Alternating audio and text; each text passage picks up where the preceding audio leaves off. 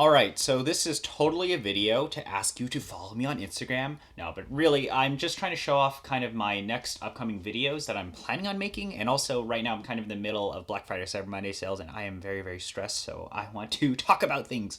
So here are the upcoming videos. I definitely would love any sort of input and suggestions and things you guys may want to hear about these specific topics, but I'm kind of highlighting certain things and I'll kind of add things on the fly here. But I'll go over December and then I'll go over kind of all these different categories of videos. So we'll start with December. We have the Helor 106 or Helor Flux. People have been looking at what's on my table and they're like, please talk about that big hand grinder. So I'm talking about the Helor Flux. I've shot the video there. I'm editing it. And then after that, I'll probably be doing more lever stuff, like things regarding the Olympia Cremina. Oh my God, finally going to be talking about the Cremina after all of these months. And then the La Cimbali, Micro Cimbali, which I actually picked up on Craigslist for about 30 bucks, and really interesting spring lever machine. I got a set of portafilter gaskets to allow me to use the post-millennium portafilters from my La Pavoni on this machine, because the portafilters are extremely rare. So I'm making a video about that.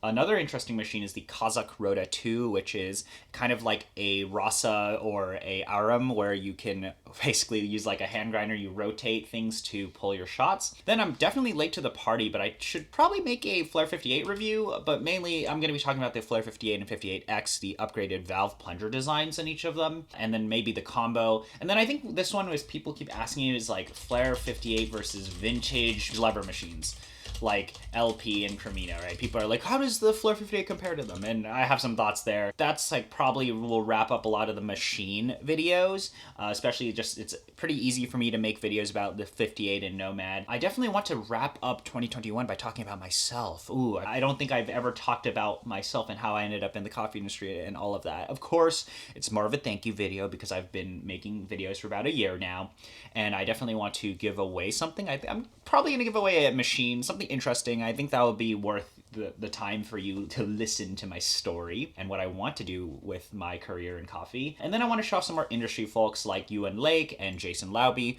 who make amazing products. Yuan makes drip trays. These are CNC machined drip trays for the decent. I'll be doing a giveaway with those. They'll be able to match your decents. And then of course, 50 bucks off. There'll be a discount code. Same thing with Jason Laube, who runs Laube Coffee. He makes the best tampers, in my opinion, for lever machines. They're precision milled. They fit the ethos of what a vintage lever machine should feel like, in my opinion. But he's giving 10% off with BQ Friends 10. You can use that. And then some other things like the Happy Tamper, and maybe a video just about tampers, like Happy Tamper, Laube Tamper. And then I definitely want to make a video with Sheldon Wong, who runs SWORKSDESIGN, makes the Porku Press, makes a ton of really amazing products. Local to me, we'll be filming a video. It should be very, very fun. And definitely would love any sort of input on any of these. Like if you have any questions, please let me know. If you have any suggestions, let me know. And you can always reach me at my Instagram there for, it's super easy. I'm very accessible. But now let's go over to the next set of videos, or just so many different categories of videos. A lot of stuff about machines. I really want to talk about the Maximatic and how I think it's such a quirky espresso machine. So there's a lot to be said about it, and maybe some people will be very surprised with how that machine functions. Then I want to talk about some more beginner accessible content, which is regarding like, well, if I were to restart my entire espresso journey over, what would I actually start out with? Mainly like, well, single boiler versus maybe a lever machine or manual machine. Maybe some stuff about drippers like the Torch Mountain, and sustainable drippers like the Finn, S-Pro, and Pure Over. And then I definitely want to talk about portable espresso makers and accessibility of making coffee that is very espresso-like, especially in other regions aside from the United States. Like, turns out portable espresso makers are a very viable choice if you are in a different country. I then, of course, want to do a Gen E full review about that. That is the lever machine that is very similar to Flair 58, but you have a PID and you can control the temperature down to 0.1 Celsius, which is crazy. Finally, sometime, I want to say this video, the Decent DE1 review, will come out, I want to say maybe Q1, Q2 2022.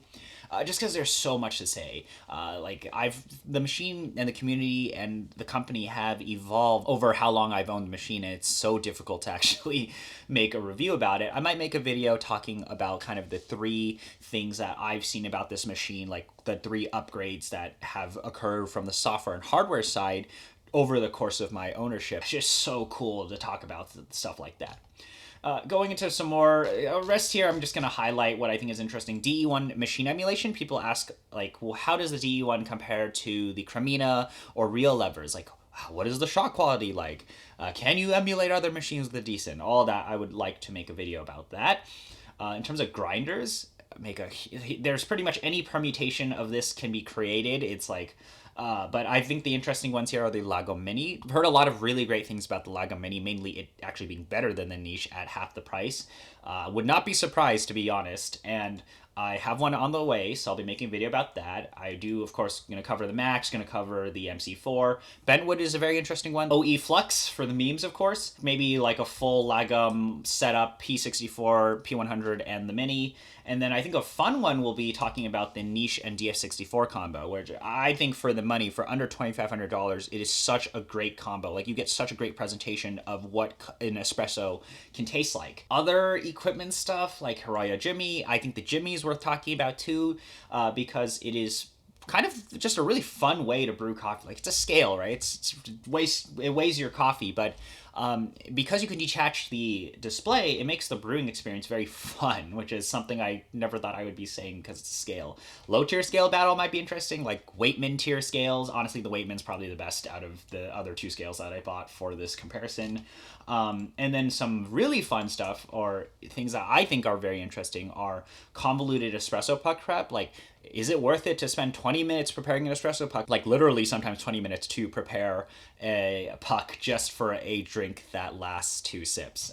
Kind of related to the staccato shot with the legend Mikion Aloe, but we'll be taking a look at that later on. And then for me, because I work in the industry, I kind of care about clones and knockoffs. It kind of sucks. It's hard to make a product and just see it knocked off like that. So definitely want to talk about that. I bought a bunch of stuff from AliExpress, and I think it'll be very interesting to take a look at them and compare them. And then kind of some Espresso Club updates. But and then also ground control. Ground control will be really cool to talk about. I'm going over to their factory and be filming a video with the founders and all of that. Just awesome stuff. I am a one-man show, so it is very difficult to make videos, especially because I have a full-time job and a bunch of other commitments, and I do this YouTube stuff for fun. You watching the videos is very rewarding to me, and I love that you guys care about the content that I make and some of these videos, but I want to open it up and show you, like, hey, this is what I'm doing. So if you have any questions or you have any suggestions or anything that I should check out, let me know.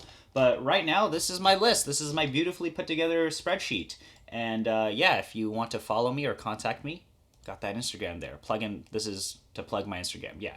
No. Anyway, thank you for spending time watching the video. There are so many other videos coming out, and I hope you enjoyed those, and I hope you watch them. And please let me know if you have any questions. But otherwise, thank you for spending the time to watch this video, and thank you in advance for watching my future videos. And I hope to see you around.